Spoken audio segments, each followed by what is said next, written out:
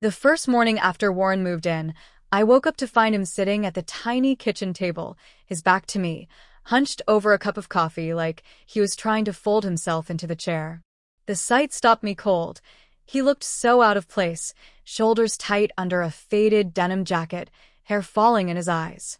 He glanced up when he heard me, but his mouth only twitched, as if he wasn't sure whether to smile or apologize. I mumbled a half-hearted good morning and moved around him to get to the kettle. My apartment, our apartment now, apparently, was cramped, with more books than furniture and a flickering overhead light that made everything look washed out. Ren's single duffel bag leaned against the couch, zipped up tight, like even his belongings weren't sure they wanted to stay. I hated how that one bag made the place feel smaller. "Didn't mean to wake you," he said, his voice soft but even, like he'd been rehearsing. I couldn't sleep. I shrugged. "I'm usually up early anyway." That was a lie. I liked to sleep in, but I didn't want him thinking he was already a problem. The truth was, ever since I agreed to let him crash here, I'd been lying to myself about how fine I was with it. Ren turned back to his coffee, tracing the rim of the mug with his finger. He didn't say anything else, but I could feel the weight of his silence pressing against the room, filling the spaces I used to fill with music or late-night phone calls with Oz. Now it was just me and my cousin, and the echo of all the things we didn't know how to say to each other. The only reason Ren was here at all was because of a phone call 3 nights ago. My mom called, said Ren was in a rough spot, needed a place to stay, and wasn't that what family was for? I'd said yes before I could think it through. Ren and I had always been close as kids, but life had a way of splitting people in opposite directions. He drifted off to who knows where after high school, and I'd stayed behind, scraping by as a freelance writer in a town that barely noticed me. I watched him now, trying to read the slope of his shoulders, the tired set of his jaw. He was thinner than I remembered, skin pale under the fluorescent light, like he'd spent too long in rooms without windows. I wondered if he'd been sleeping in his car before this, but I didn't ask. Instead, I busied myself making coffee, spooning out grounds like I had all the time in the world to get this right. We spent that first day orbiting each other like planets caught in the same gravity. I wrote at my desk by the window, tapping out half-finished thoughts while Ren unpacked his duffel, folding shirts I'd never seen him wear. Every time I glanced over, he was bent over the task like he was building a house out of laundry.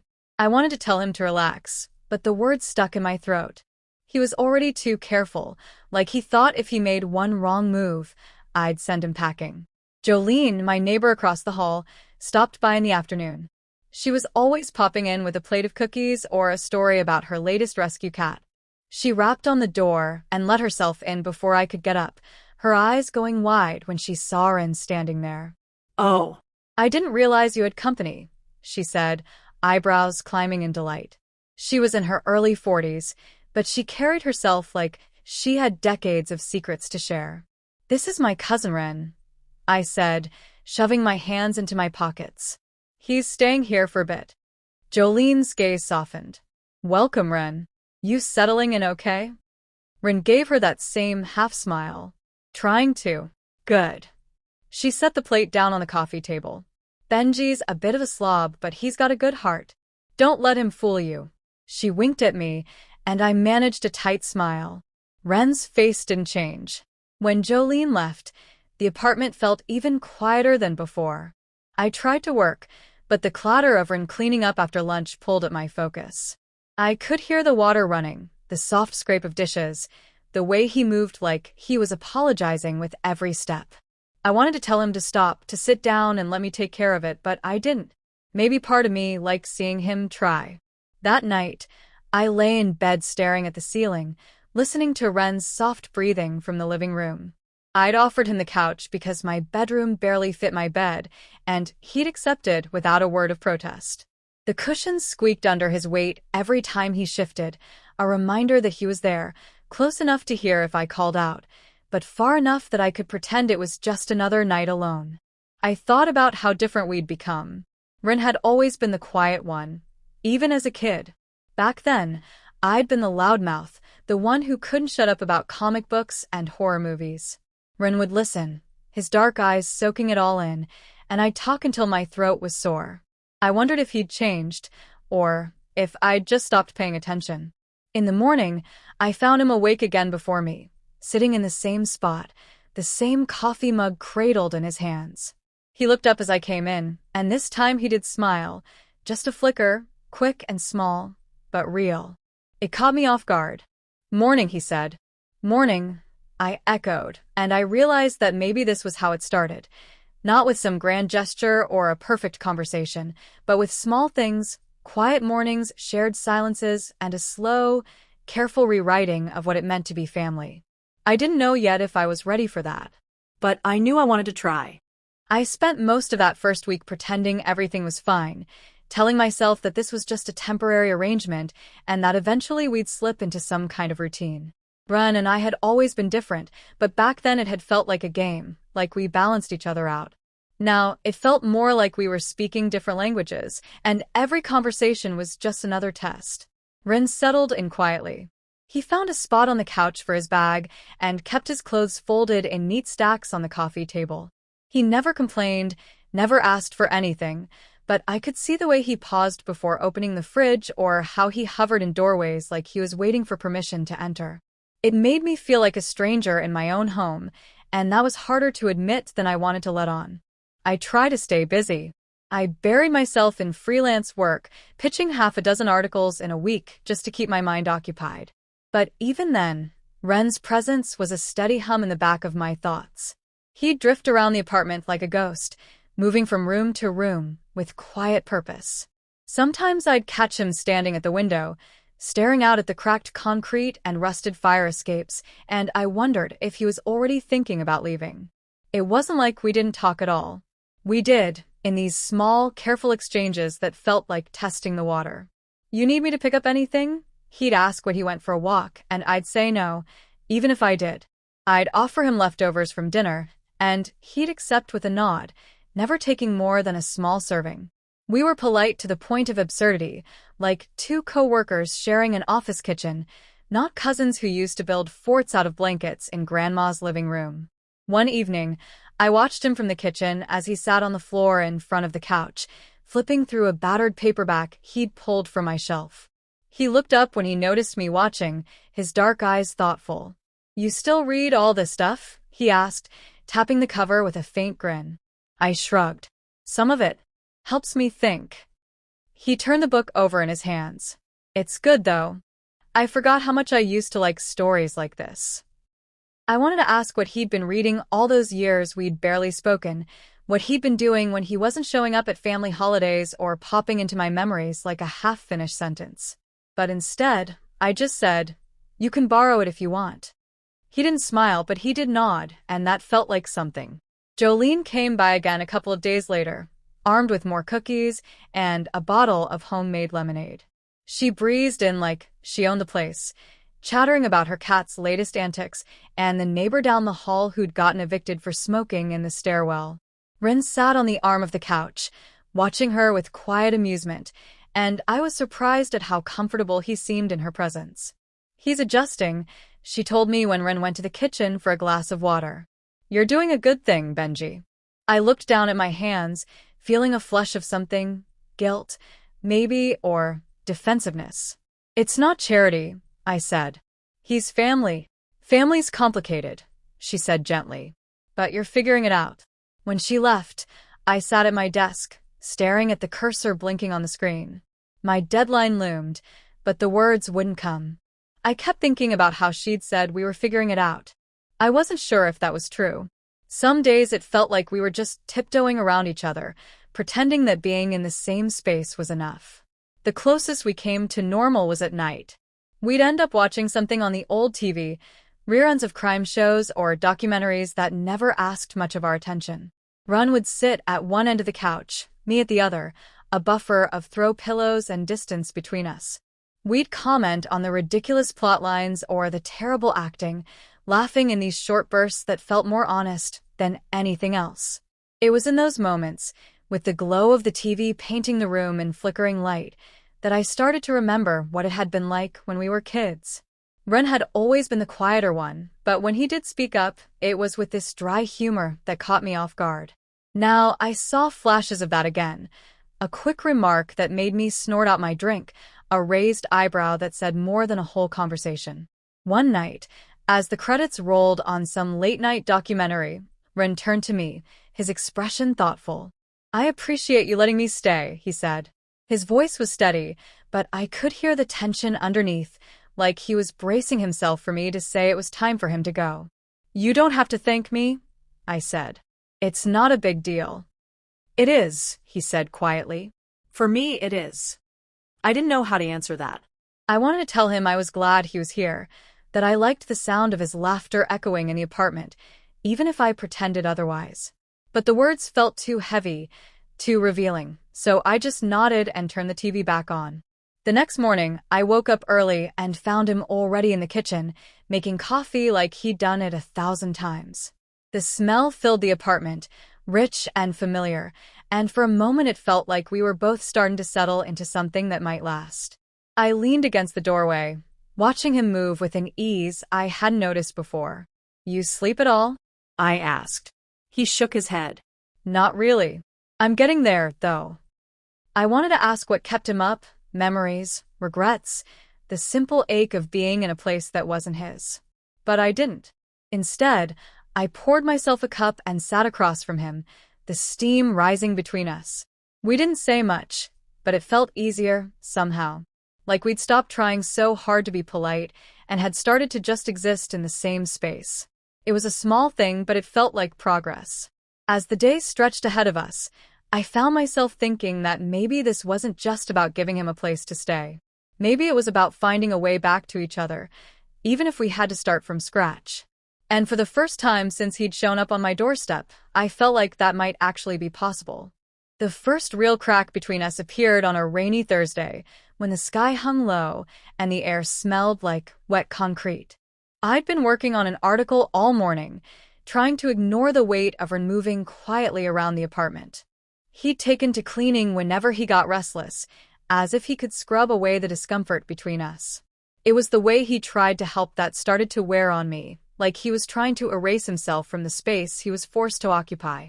He was drying dishes when I came in from a coffee run, the plastic bag crinkling in my hands. I set the cups on the counter, trying to shake off the damp cold, and saw that one of the mugs, my favorite, a chipped ceramic one Oz had given me years ago, was in pieces on the counter. Ren's eyes flicked up, an apology already in them before he spoke. "I'm sorry. It slipped." I swallowed, my jaw tightening as I looked at the pieces. "It's fine," I said, but my voice cracked in the middle, betraying the lie. I didn't even care that much about the mug itself, but it felt like a symbol of everything we were fumbling to hold together. Ren opened his mouth, then closed it again, wiping his hands on a dish towel like he could scrub away his guilt. "Too. I'll replace it." "It's not about the mug," I said, and I could feel my voice getting sharper. "It's about, I don't know. You're just here. And everything's different now." He looked at me like he wanted to say something, but the words never came.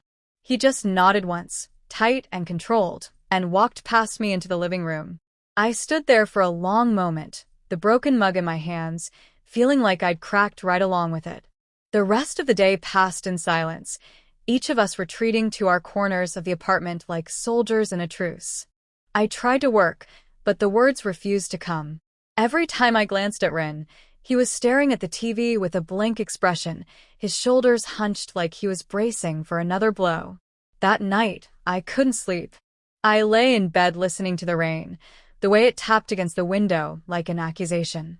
I thought about the fight, about how quickly it had gone from a broken mug to something deeper, something about how much space he took up, how much I'd let him. And underneath it all, a guilt that was mine alone. I got up around midnight and found him sitting on the couch, his back to me, the glow of the TV painting his face in shifting shadows. He didn't look up when I came in, just kept staring at the screen like it was the only thing holding him together. I cleared my throat. "Run. About earlier." I'm sorry. I didn't mean to snap at you." He turned his head slightly, his eyes catching the light. "It's okay. I get it." "No," I said, shaking my head. "I don't think you do. I've been, I don't know, taking things out on you that aren't your fault." He studied me for a long moment, then looked back at the TV. It's your place. I don't want to make things harder. I sat down on the arm of the couch, close enough to feel the warmth of him, even if he didn't lean in. You're not. Or maybe you are, but that's on me. I said you could stay, and I meant it. I'm just still figuring it out. He gave a small, humorless smile. Me too. We sat there in silence, the rain drumming on the glass like a heartbeat. I wanted to ask him what he was thinking, what he was feeling, but I didn't know how to start. It was easier to let the quiet stretch between us, a fragile peace that neither of us dared to break. The next morning, I woke up to the smell of toast and coffee. Ren was already in the kitchen, moving with a kind of careful grace that made my chest ache. He looked up when I walked in, his expression guarded but not closed. I made breakfast, he said, as if that was enough to erase the night before. I nodded, slipping into the chair across from him. We ate in silence, the clink of forks and the soft hum of the fridge filling the space. It wasn't comfortable, but it was honest in a way we hadn't managed before.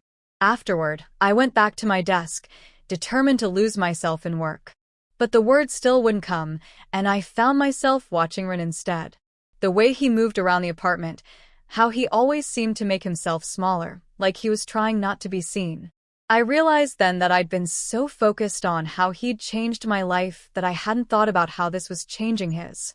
He'd had to leave behind whatever scraps of stability he'd managed to build, and now he was here, in my world, trying to find a place to fit. It wasn't fair of me to expect him to just slot in seamlessly. Later that day, Jolene knocked on the door, her bright smile faltering when she saw our drawn faces. She didn't say anything, just handed me a plate of cookies and gave Ren a gentle pat on the shoulder before heading back to her own apartment. Ren and I sat on the couch, sharing the cookies in silence. It felt like a truce, like we were both admitting that this was harder than we'd thought. I caught his eye once, and for a moment it felt like we might actually talk about it, really talk. But the moment passed, and we each retreated back into the quiet. As the day faded into evening, I found myself hoping that tomorrow would be different. That we'd find a way to bridge the gap between us, even if it was just one small step at a time. I wasn't sure if that was enough, but for now it was all I had. The next morning dawned soft and gray, the city muted under a blanket of low clouds. I woke to the clatter of Ren's quiet movements in the kitchen, the smell of fresh coffee winding through the small apartment like a lifeline. I lay in bed a moment longer, listening to the rhythm of it, clink of spoon, hiss of the kettle, feeling the pull of something I couldn't quite name. When I finally joined him, he was standing at the counter, his fingers wrapped around a chipped mug. He looked up as I entered, a half-smile flickering across his face like a passing shadow. "Morning," he said, his voice still husky with sleep. "Morning," I echoed, and for a moment it felt like we were suspended in that small, fragile peace. We drank our coffee without speaking, the apartment quiet except for the occasional creak of the pipes. I could feel the weight of all the words we hadn't said pressing in around us, but for once, I didn't try to fill the silence. It felt like a kind of progress, like we were learning how to be in the same space without crowding each other out.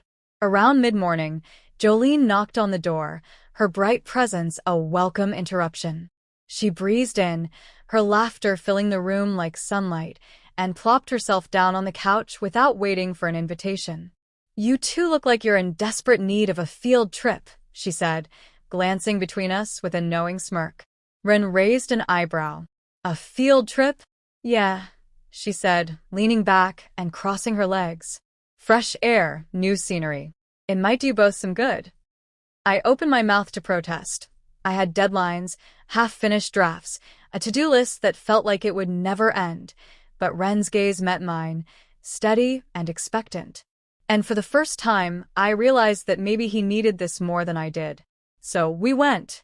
We bundled up in old jackets and worn sneakers and walked down to the park, the wind sharp and bracing against our cheeks. The trees were just starting to show the first blush of spring, tiny buds of green peeking through the gray. Ren walked beside me, his hands stuffed deep in his pockets. Jolene darted ahead, her laughter trailing behind her like a bright ribbon, but he stayed close, his steps matching mine in an easy, unspoken rhythm. It's weird being back here, he said after a while, his voice low. I glanced at him. Back in the city? Back here. With you. His shoulders lifted in a small shrug. I didn't think I'd end up here again. I didn't know how to respond to that. So I just nodded, my breath clouding in the cool air. I didn't think you would either, I admitted. We walked in silence for a while, the gravel crunching underfoot. The park was quiet, just a few joggers and dog walkers scattered among the winding paths. It felt like we were in our own little world, the rest of the city held at bay. Eventually, we found a bench near the edge of the lake and sat down, watching the ripples shiver across the water. Jolene had wandered off to feed the ducks, her bright scarf bobbing like a flag in the distance. Run leaned back, his breath steady. I'm trying, he said, to make this work. I know, I said softly. And I did. I could see it in the careful way he moved through the apartment, the way he kept his voice low and his presence gentle. But I also saw the strain in his eyes, the way he seemed to be holding something back. I don't want to mess things up, he added, his voice almost lost in the wind. You're not, I said, my chest tightening. We're figuring it out. Together. He looked at me then, really looked, and for a moment I saw the Ren I remembered from childhood, the boy who used to build elaborate Lego castles and drag me along on every half-baked adventure. There was a softness there, something I'd thought we'd both lost. We stayed there until the wind picked up, driving us back toward the apartment. Jolene fell into step beside us, chattering about the ducks and the fresh air, and I felt something loosen in my chest. It wasn't a solution, not yet, but it felt like a step in the right direction. Back at home, Ren retreated to his corner of the couch, a book in his hands. I watched him over the top of my laptop, the quiet concentration on his face as he read.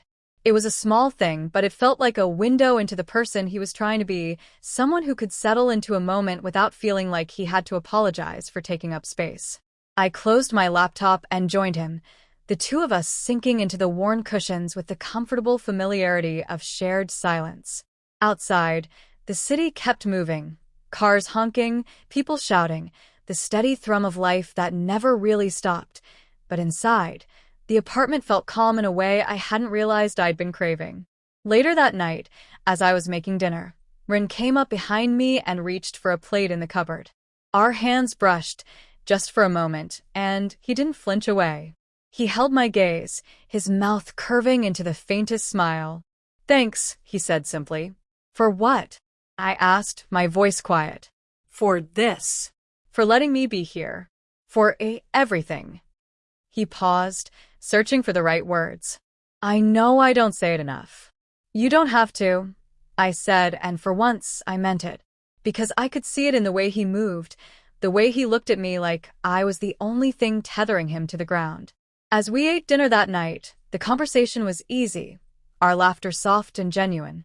The apartment felt warmer somehow, the edges of the conflict blurring into something more like hope.